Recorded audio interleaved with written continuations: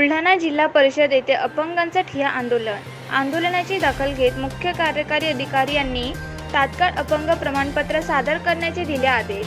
केंद्र व राज्य शासनाने नोकरी भरती प्रक्रियेमध्ये जुन्या शासन निर्णयाप्रमाणे अपंगांना 3% राखीव जागा ठेवून त्या जागेवर अपंगांची नियुक्ती करण्याचे सक्तीचे आदेश होते।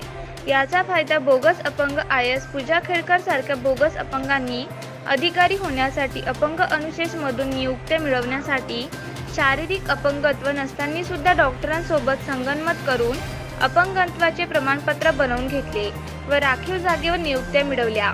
सध्या स्थितीत IAS अधिकारी पूजा खेडकर प्रकरण चर्चेत असताना अनेक विभागामार्फत अपंगत्व तपासणी मोहिमेस सुरुवात करण्यात आलेली आहे।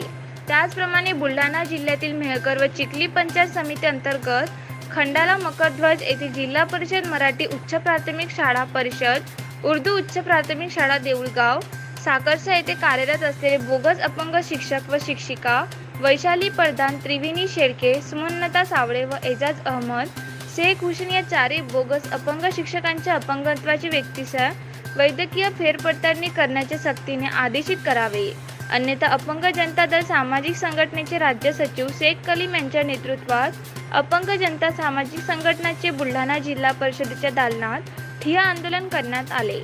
आंदोलनाची दखल घेत मुख्य कार्यकारी अधिकारी यांनी तात्काळ अपंग प्रमाणपत्र सादर करण्याचे दिले।